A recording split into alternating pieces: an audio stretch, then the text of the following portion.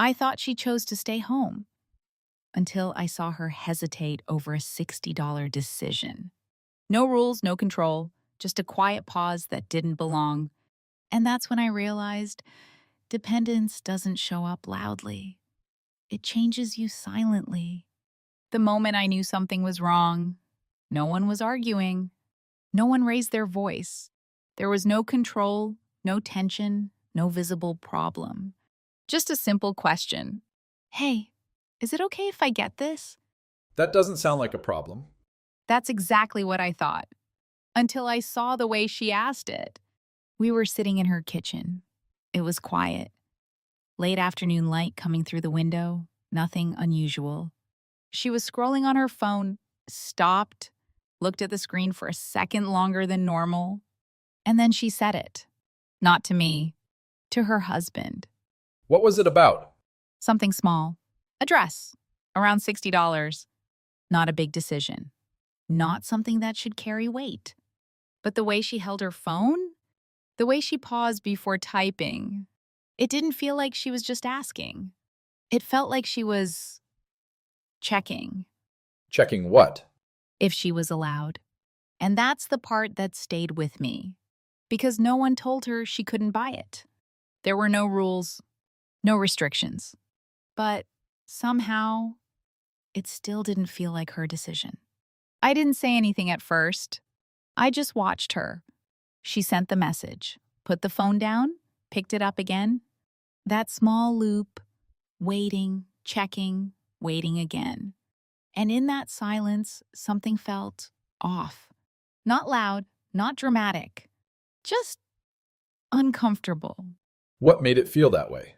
Because it didn't match the life I thought she had. From the outside, everything looks stable. She stays at home, takes care of the kids, manages the house. Her husband works, good income, no visible stress.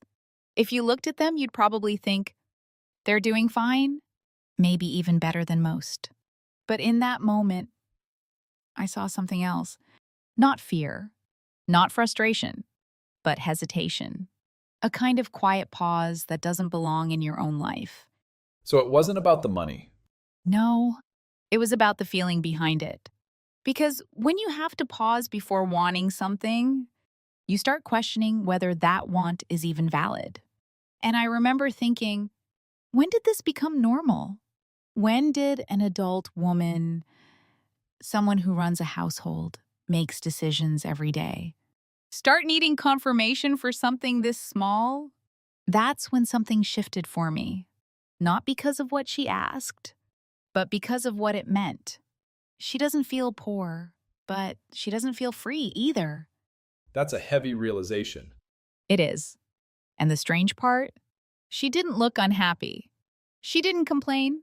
She didn't even question it, which made me realize something even deeper. Maybe this kind of dependence doesn't feel like a problem when you're inside it. Maybe it feels normal. Welcome to MTP, MindTalk Podcast. My name is Emma. And I'm Alex. And today, I want to tell you a story about someone I know.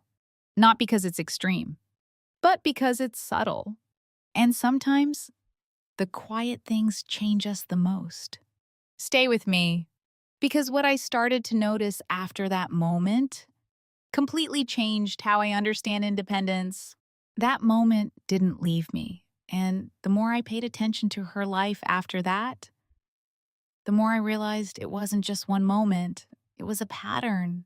What kind of pattern? A quiet one. The kind you don't notice unless you slow down and really watch. She didn't talk about money like something she had. She talked about it like something that passed through her. What do you mean by that? Like every decision had a small pause attached to it. Not a big dramatic stop, just a tiny hesitation before she acted. If she wanted to order something online, she would say, "Let me check first." If she needed something for the house, she'd explain why it made sense. If it was something just for her, she would soften her voice. So she was just being considerate? That's what I thought at first, too. And to be fair, her husband wasn't controlling. He wasn't strict. He didn't say no often.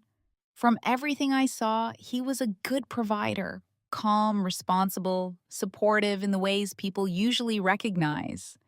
That's what made it confusing, because there was no clear problem. Then what made it feel off to you? It was the absence of ownership. She managed the house. She raised the kids. She handled everything daily.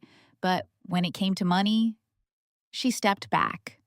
Not because someone pushed her back, but because that's where she had learned to stand.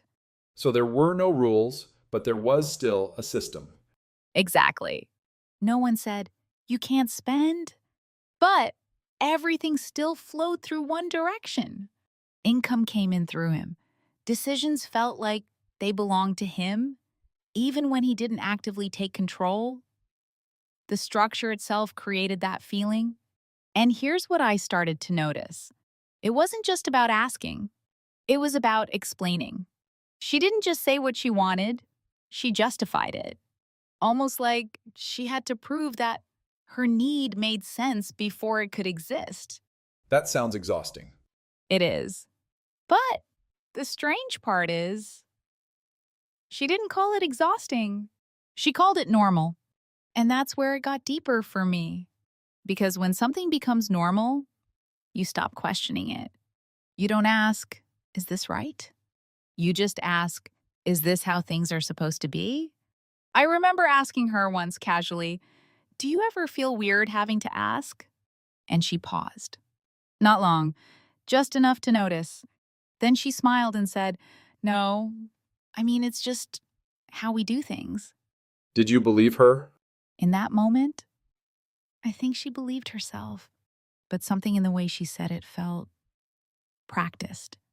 Like she had answered that question before. Maybe not out loud, but inside her own head. And that's when I realized something I didn't expect. She wasn't being controlled. She was adapting. Adapting to a system that looked fair on the outside, but slowly changed how she saw her role inside it. And once you start adapting like that, you don't notice what you're giving up because it doesn't disappear all at once. It fades, quietly, one decision at a time. And maybe that's why what happened next felt so small, but stayed with me the longest. Because it wasn't a big moment. It wasn't a fight or a breaking point. It was just a decision she couldn't make. What kind of decision? Something for herself. Not for the house, not for the kids. Just for her. We were out together that day, walking past a store. She stopped, looked at something in the window, and for a second, she looked excited. Not loud. Just that quiet kind of excitement you don't even notice unless you're really present. And then it changed. Changed how? She didn't walk in. She didn't say, "I want this." She said, "I'll think about it." But it wasn't really thinking. It was hesitation. Later, when we sat down for coffee, she brought it up again. Not directly, just circling around it. "How much do you usually spend on yourself? Do you ever feel bad buying things you don't really need?" So she was trying to justify it to herself? Exactly. And that's when it became clear to me. This wasn't about the price. It was about permission. Because when you truly feel like something is yours, you don't need to build a case for it. You don't need to explain it from 5 different angles before you allow yourself to want it. But she did. Every time. At one point, she even opened her phone and checked their account. Not because there wasn't enough money, but because she didn't feel like she had direct access to the decision. So even the act of checking wasn't about information, it was about reassurance. Yes, reassurance that it was okay. Reassurance that she wasn't stepping outside of an invisible line.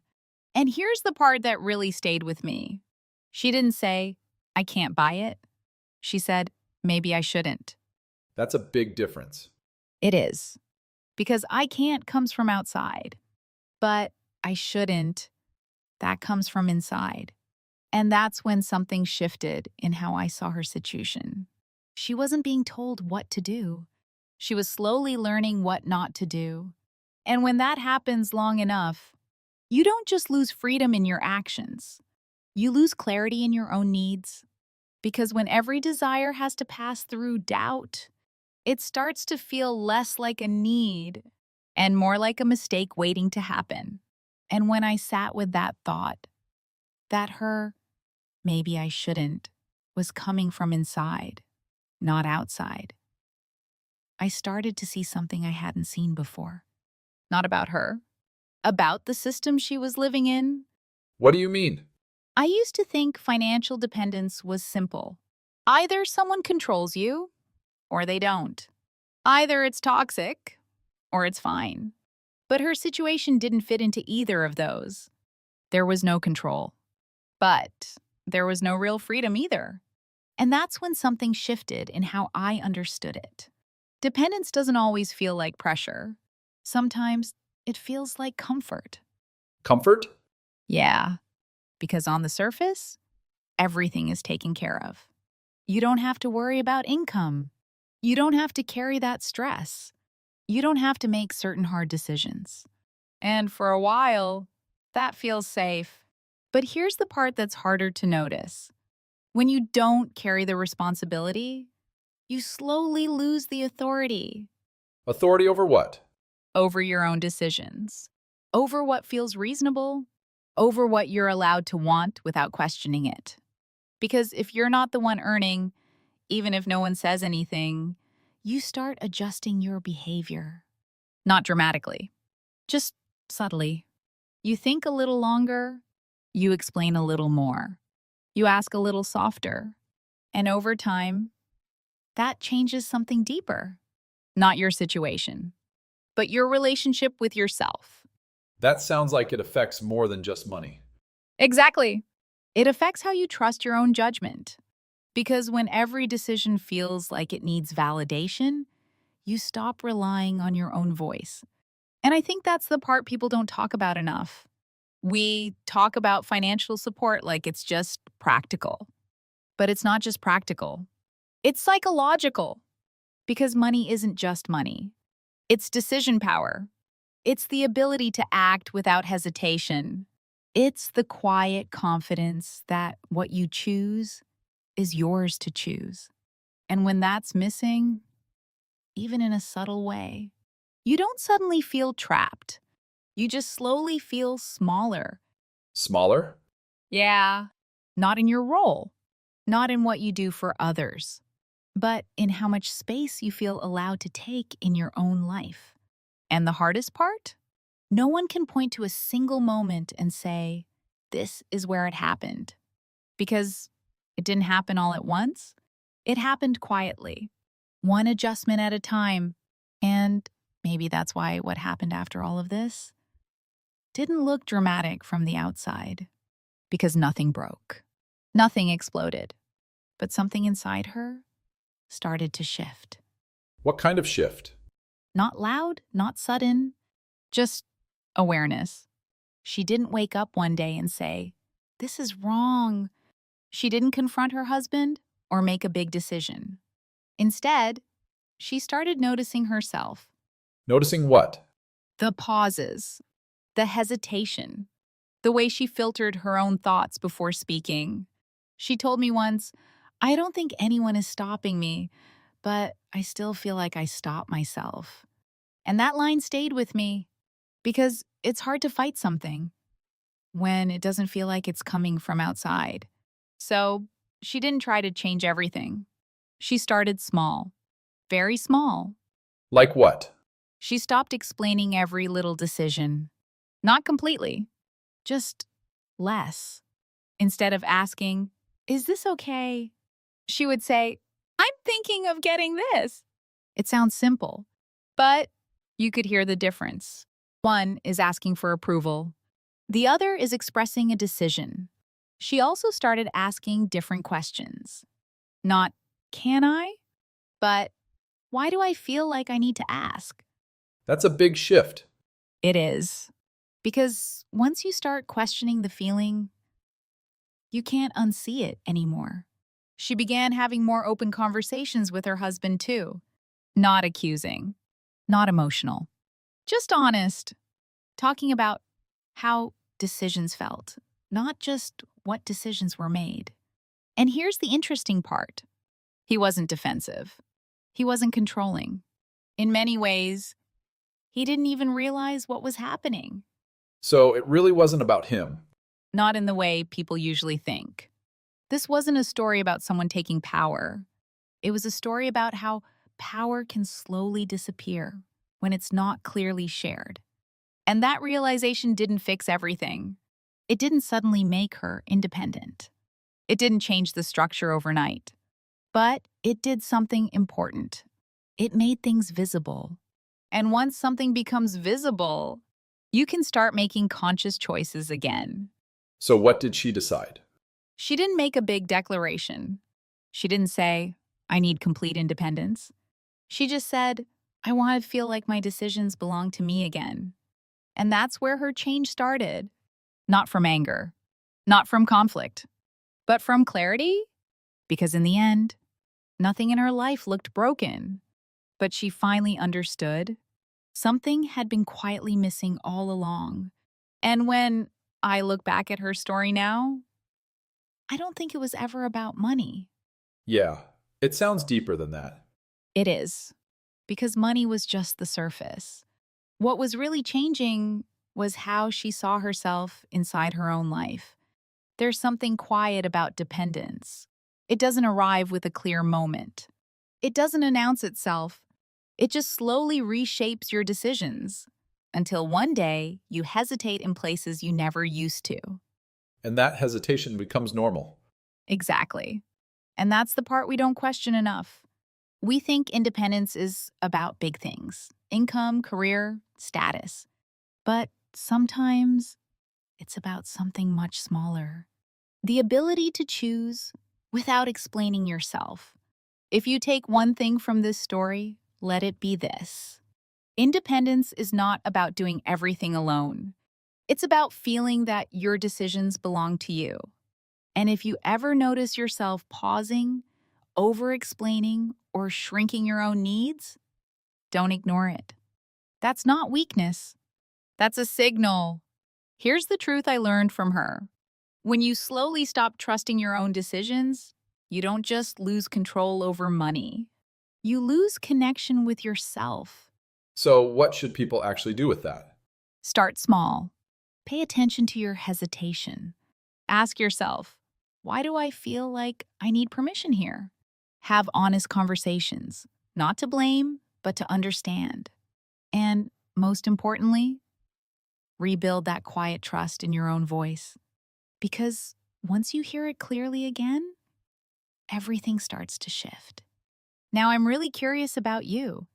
Do you think financial dependence in a relationship is something normal or something risky? A, normal. B, risky. C, it depends. D, I've never thought about it. Leave your answer in the comments.